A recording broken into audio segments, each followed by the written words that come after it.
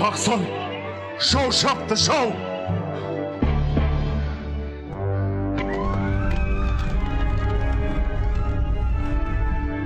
Sardar, beri endi keş. Olum sağan amanat. Tuyağımdı kutkar. Yer jetip jigit bolsa, kegimdi qaytar.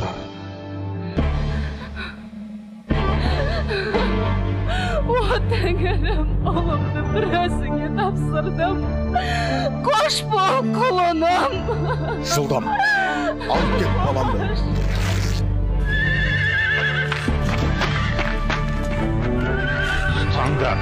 Тұтаңдар ана иттің күшігін. Қош бол, сұңқарым. Енді ұлыма серік бол.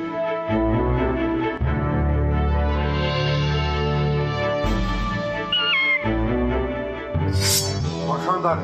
Андора!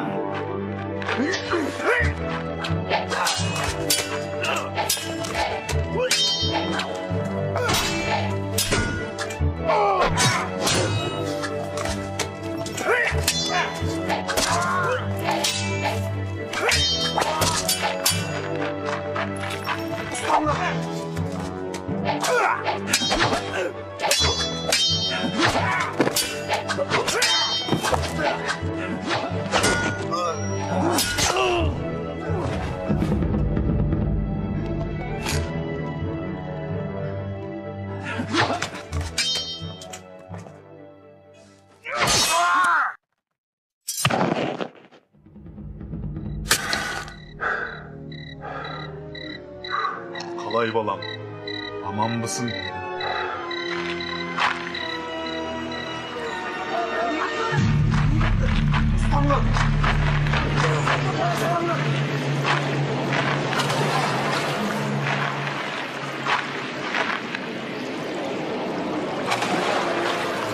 Бұл хан өзеннен ешкімде тірі шыққан емес. Кет.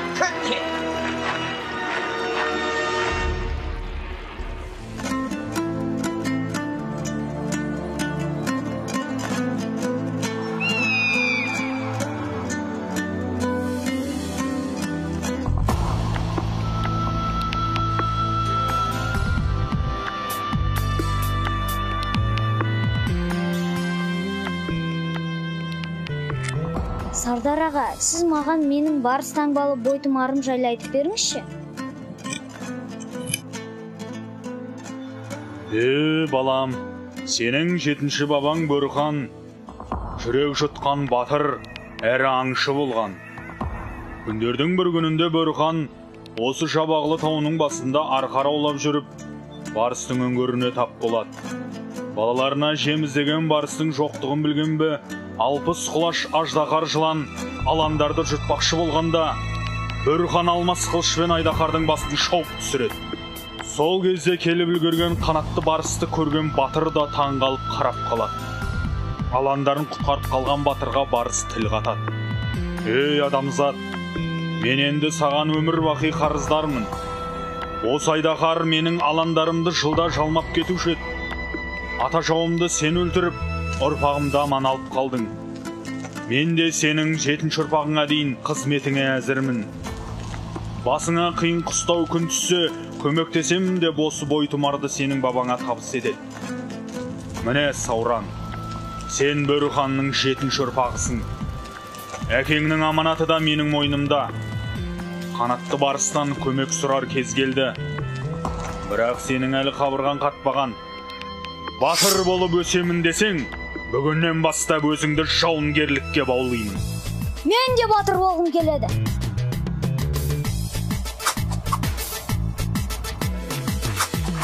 Жауынгерлік әдіс айла үйретсем, қылыш садағын найза менен түйретсем, өскеннен соң азат етіп елімді, дұшпаныңның қабырғасын күйретсем. Құралайды көзге atar mергендер, оқшонады әке көзін көргендер. Сенде балам батыр болып өсерсің, батыр болар ертең саған ергендер.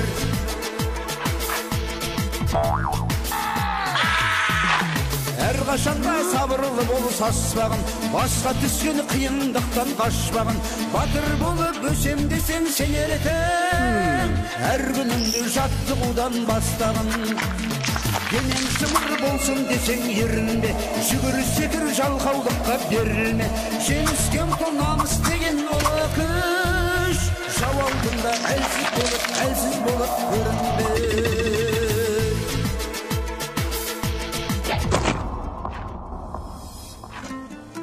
Міне Сауран, сенің қанатты барысқа барар уақытың келді. Тәңірім шарлықап, жолың болсын.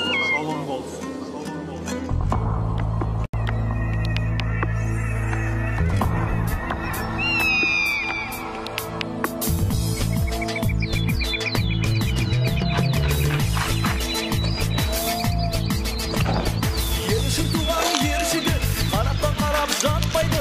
Ел намысын қорғауға, ерлікке өзін баптайды. Туған жерді жауынан азат етіп босатып, ел сенімін ақтайды. Ел үшін туған ер жігіт, еріні биде жатпайды. Жауына тастай түйініп, көк найзасын саптайды. Бес қаруын асынып, ұйқы көрмей күттіні, жауына өрттей қаптайды.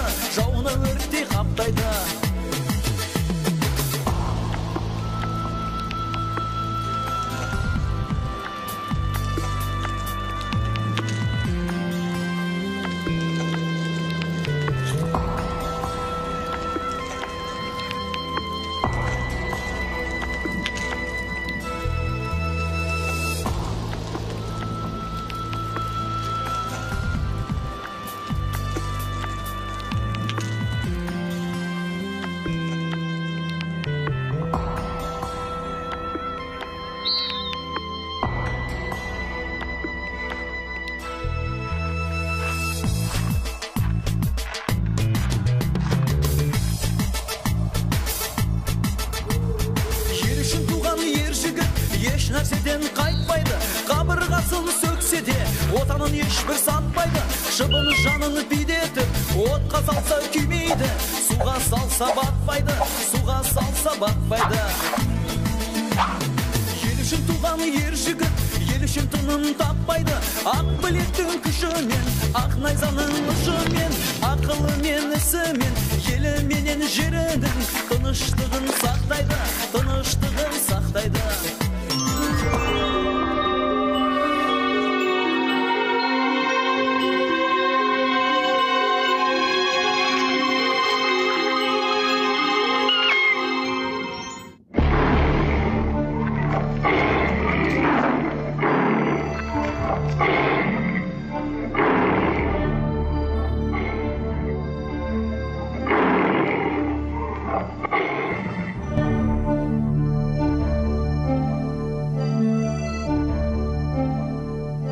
Адам баласы, сені бұл жерге не айдап келді? Мен Бөрханның 7-ші ұрпағымын. Есімім Сауран. Бабама берген уәдең бойынша келіп тұрмын. Иә, бабаңның алдында қарыздармын. Не мұқтаждығың бар, Сауран? Көмектессең, жау қолында кеткен елім мен жерімді азат етпекпін. Батырдың 5 қаруы бойында болу керек емес пе? Мынау менің сыйым болсын. Міне, енді нағыз жауға шабар батыр болдың. Осы сәттен бастап Сауран мен қанатты барыстың ел азаттығы жолындағы ұлы жорығы бастаған.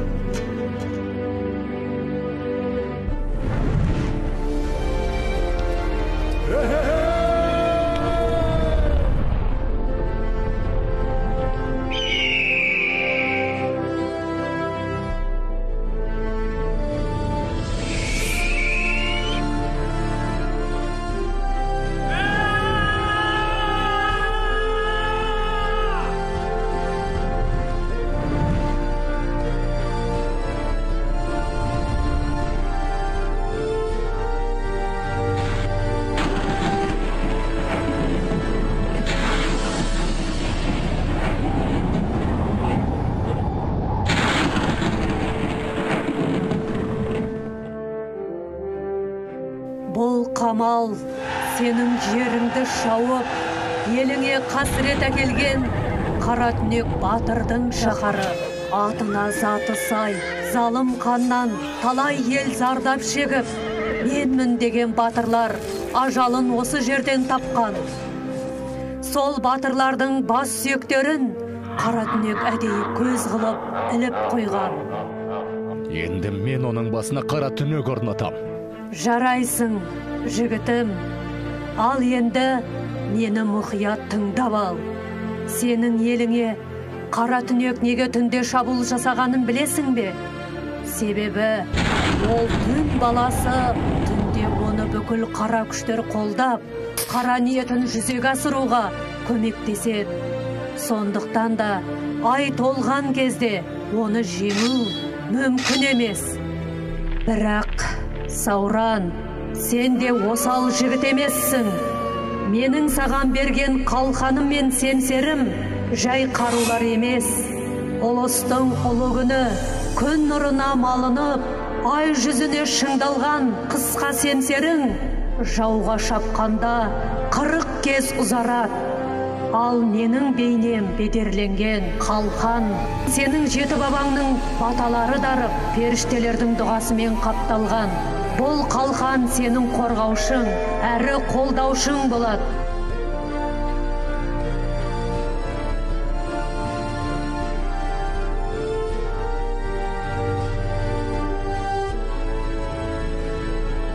Ал анау мұнараның биігіндегі не жарық? Ол Қаратүнектің қызы.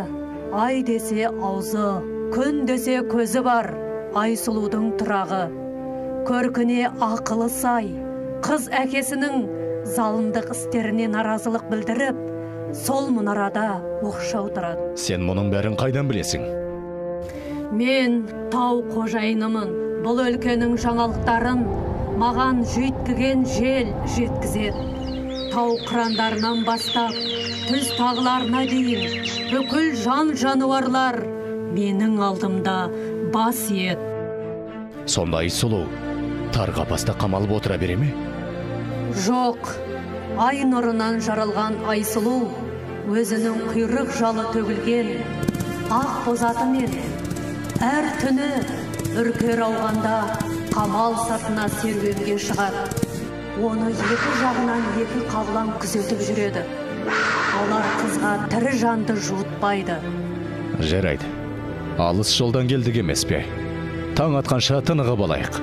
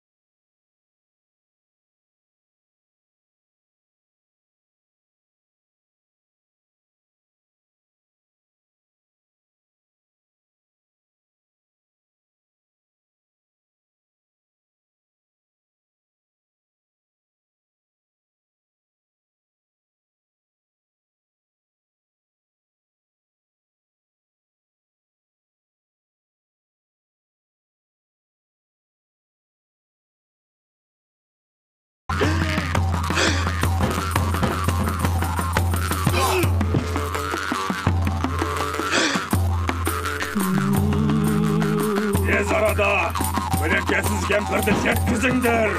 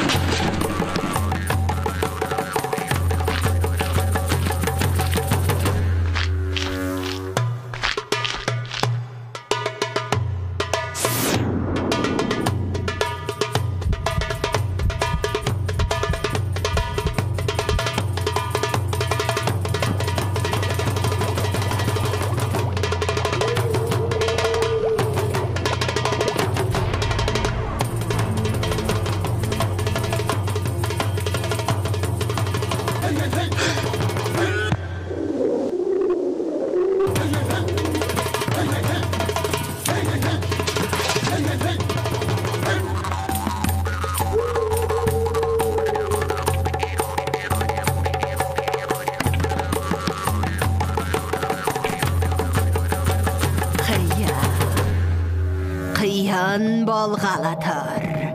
Қамыңды жасап, қимылдамасаң, ажалың алыс емес. Айтары, кәрім ұстан. Мені жеңетін жау әлі туған жоқ. Қаншама батырсынған жандардың бастары әне ілулі тұрған жоқ па? Сымды бұлай жорғаны үшін сен де басыңнан айырласың. Жетер енді 300 жыл жасағаның. Күлкіңді тыя алмай қалма, қара түнек. Сен шақырдың, мен шындықты айттым. Менің басым, неге керек өз басыңды ойла. Тағы да айтам, қапы қалма. Жарайт. Маған десең мың жаса, мыстан. Шынында сенің басыңнан гөрі маған сол бастың ішіндегі ақылың керек болып тұр ғой. Не айтасың? Солай ма? Басымды қимағаның, мені сыйлағаның. Жауың оңай емес. Біз оны айламен алмасақ, күшпен жеңе алмаймыз. Алдымен қанатты барыспен жас батырдың арасын ажырату керек. Екеуі бірге болғанда, олардың күші әрқашанда басым болып тұрады. Осы жерде бізге сенің қызың Айсұлудың көмегі керек болады. Айсұлу? Қызымды бұл іске араластырма. Онсыз да ол маған өкпелі. Бар мәселе, ол көмекті қалай сұрай білуде. Мұнарадағы қапаста отырған ерке қызға қанатты барысты сыйға тартар болсақ, ол көмектесуден қашпас. Мен білемін. Жарайсың, кемпір. Осы ақылың үшін саған ат басындай алтын беремін. Иә, ат басындай алтын жақсы. Тек енді қызыңды көндіре алсақ. Жас қызды алдап көндіре алмасаң, несіне мұстан болып жүрсің?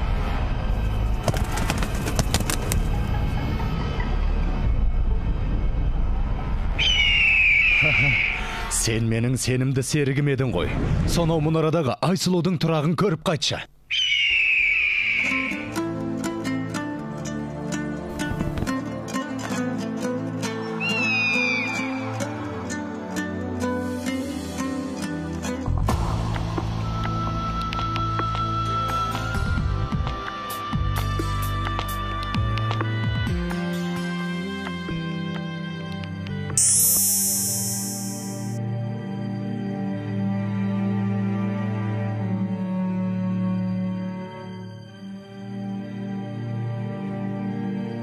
Тегі асыл құс екенің көрініп тұр.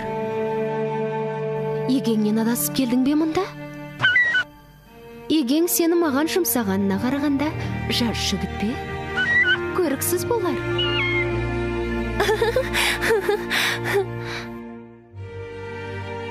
Жарайды. Сендей асылды ақылды құс төресінің егесі де жаман жігіт болмаса керек. Оған мына кестелі орамалда барып бергейсің. Мен әр түні үркер ауа қамал сыртына серуенге шығам.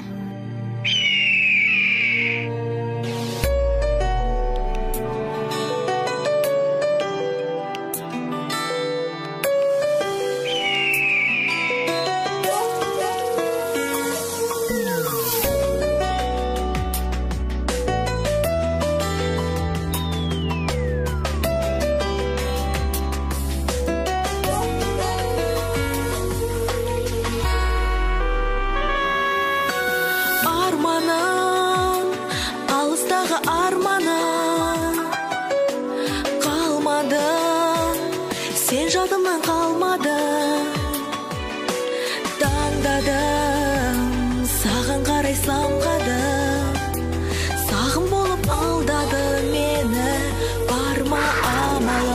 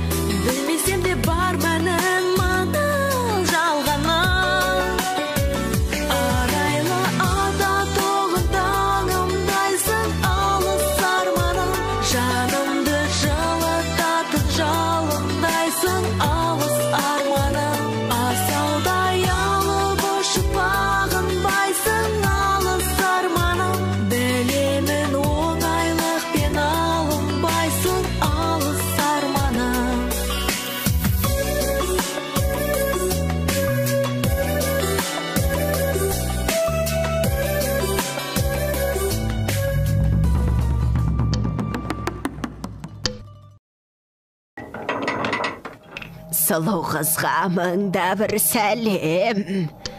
Ішің пысып, серкен жоқсың ба? Сізді маған әкем жіберсе, ол кісіге айта барыңыз. Мен онымен тілдеспеймін, және сіздің азғырғаныңызға да көнбеймін. О, Айсұлу, бір ашуыңды қиенді. Әкеңе өкпелекеніңді білем, бірақ қандай әке өз перзентін жек көреді. Әкең саған ғажайып бір сый дайындап отыр. Ол қандай сый? Тағы да бір алтын білезік немесе гауһартасты алқа болар. Жоқ, қателестің, Айсұлу.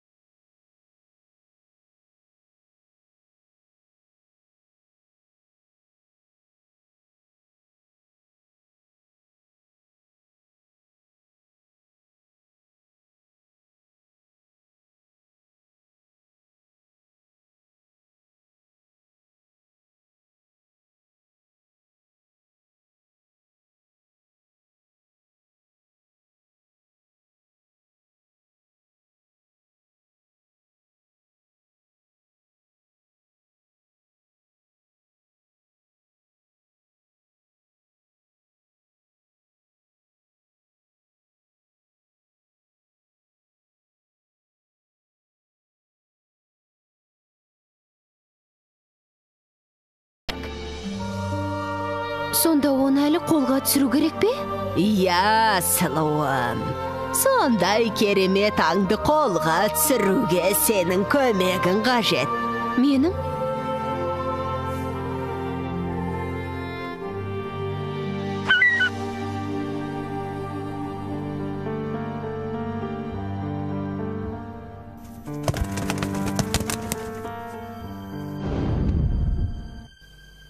Бұл кездей соқтық па?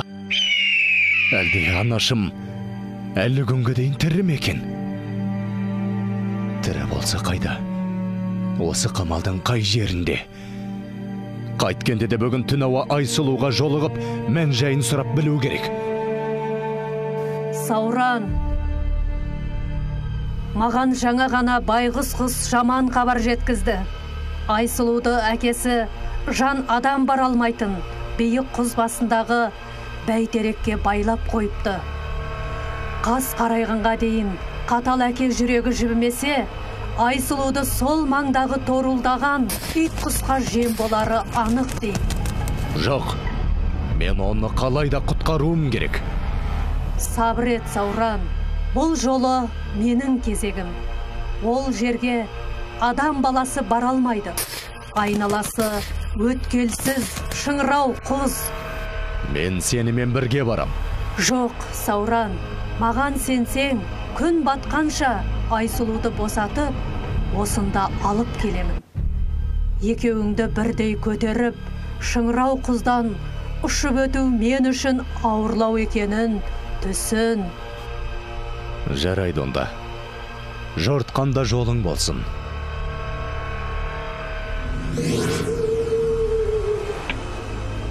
Қайна, қазаным, бұрқанып қайнасын, отпен бірге ойнасын, жауыздыққа тоймасын, сүф, сүф. Шындарыңды шақырып, сілелерін қатырып, шыргөбелек айналсын, қазанымда қайнасын.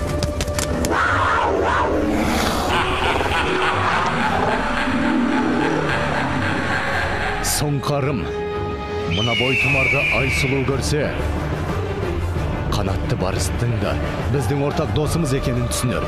Әлі қап.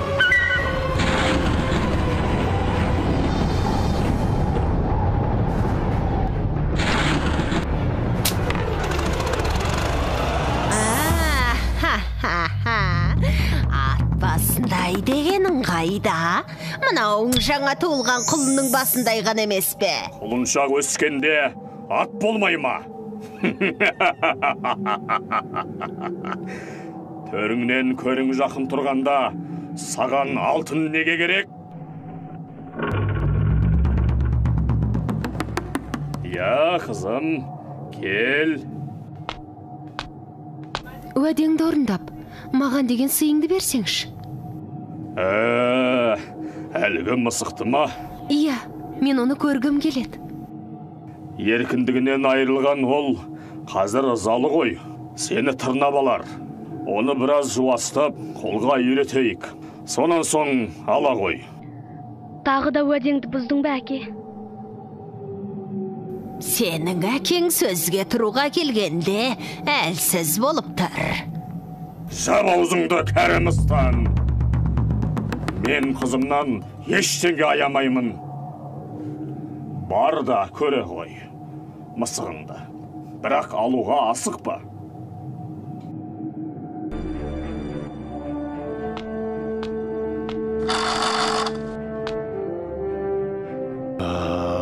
Сен енді боссың, мыстан.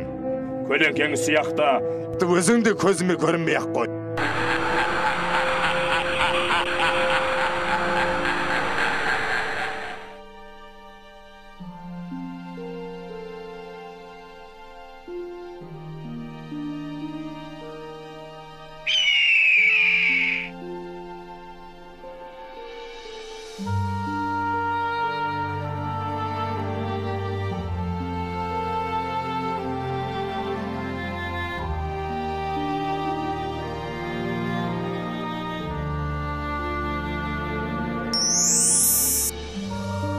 Мен де түсіндім, Сұңқар.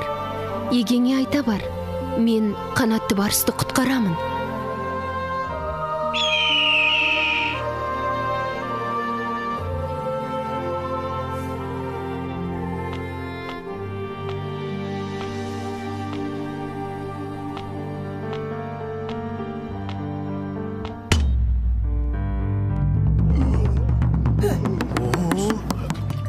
Жылдам, ашыңдар тыңданды.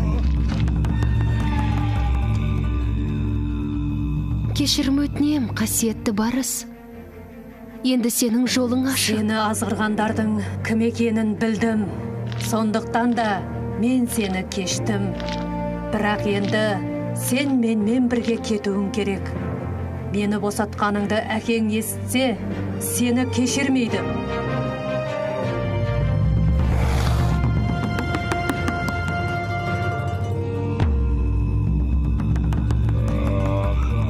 Кеткені қалай?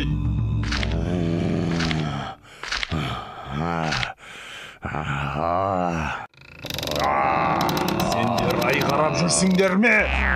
Ей! Сендер барып батырсынған баланы жекпе-жекке шақырып келіңдер. Әйтпесе!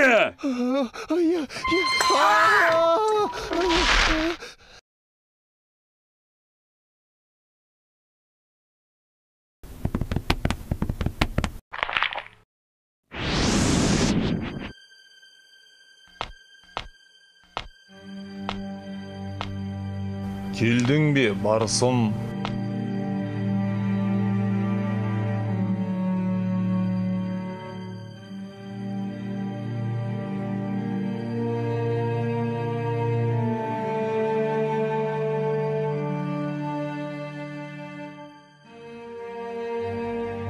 Байсұлу.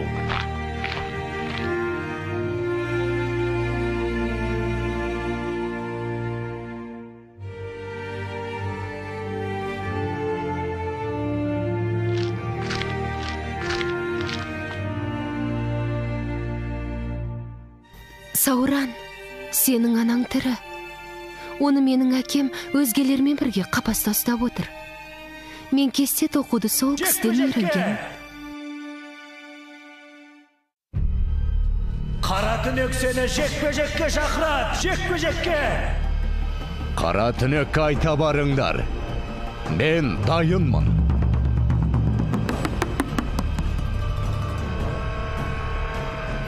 Бүгін кешке ай толады. Сол себепті әкем сені жекпе-жекке әдейі шақыруда. Саған өте қиын болғалы тұр, Сауран. Айсұлу, елім мен жерімді анамды азат ету жолында құрбан болсам, арманым жоқ. Бірақ Сені кездестірген соң, менің өмірге деген құштарлығым арта түсті. Сондықтан мен жеңем. Жарайсың, Сауран.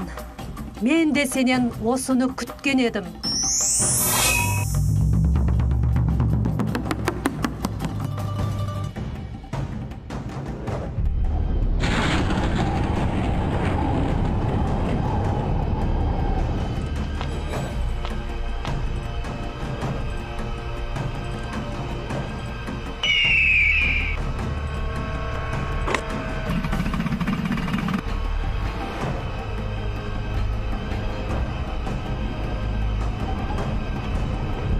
Түнек!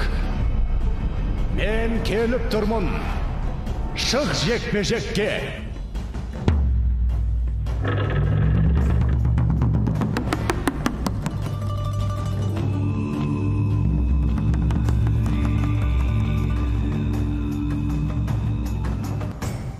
Ей! Ажалына асығып келген батыр сен болсаң, есіміңді айт. Кімді өлтіргенді біле жүрейін. Мен Сауранмын. Ал сен менің елімді шауып, әкемді өлтірген жауызсың. Сенген айың анау болса, соңғы рет қарап ал. Ертеңгі туған айды сен көрмейсің.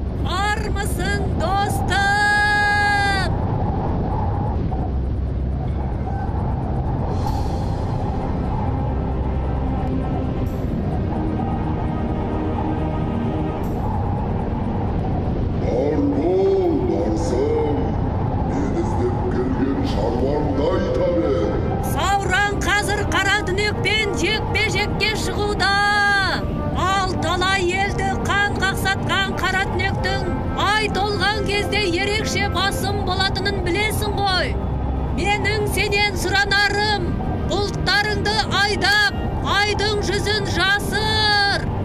Менің батыр досыма көмектес.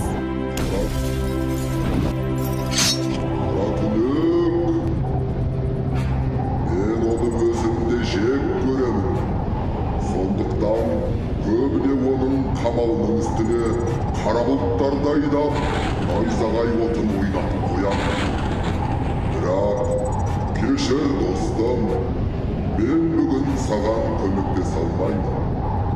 Себебі бүгін аспан ашық, түн бұлтсыз болу керек. Қолымнан келсе де жаратылыс заңын бұза алмаймын. Бір амалын тапсаң жеңді жел.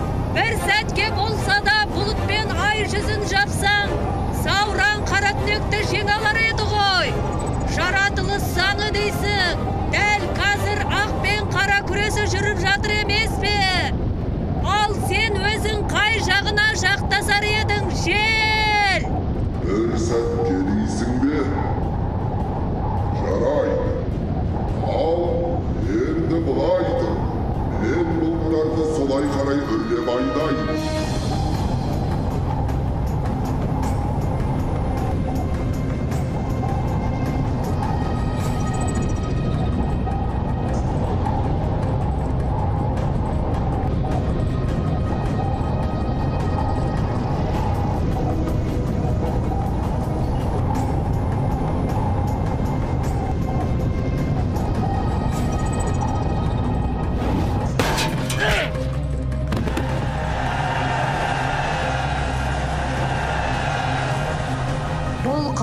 Сенің қорғаушың, әрі қолдаушың болады.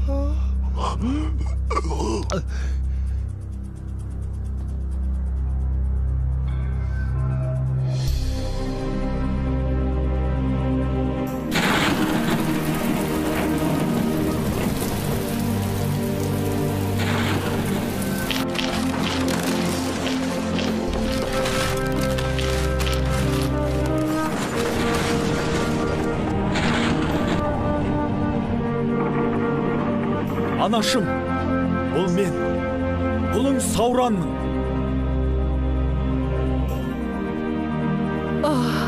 Анашым.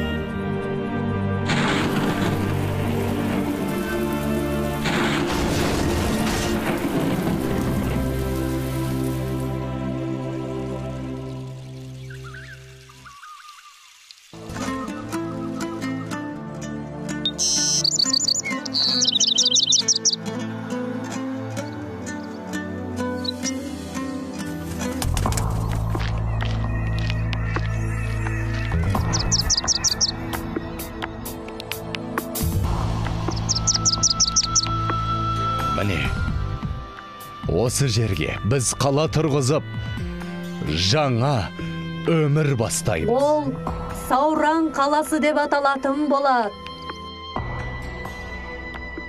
Ал достым, сенмен қоштасар сәт келді.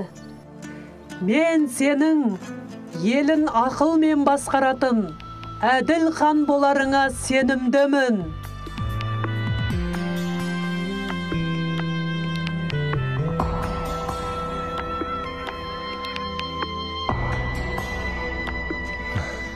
Біз сенің жақсылығыңды ұмытпаймыз.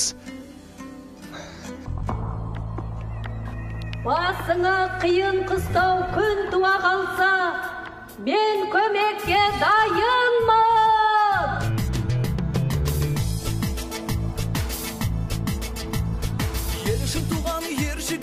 Барысым, менің ұрпақтарым өзіңді қастер тұтып өтеді. Ал сенің бейнең, менің туымда алтын жіппен бедерленетін болады. Ел үшін туған ер жігіт, еріні бүйде жатпайды, жауына тастай түйініп, көк найзасын саптайды, бес қаруын асынып, ұйқы көрмей күн түні, жауына өрттей қаптайды, жауына өрттей қаптайды.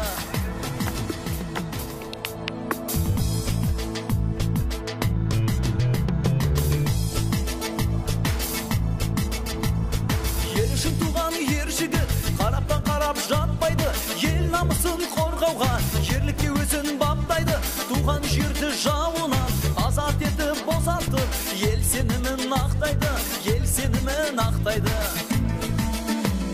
Ел үшін туған ер жігіт, еріні бүйде жатпайды, жауына тастай түйініп, көк найзасын саптайды, бес қаруын асынып,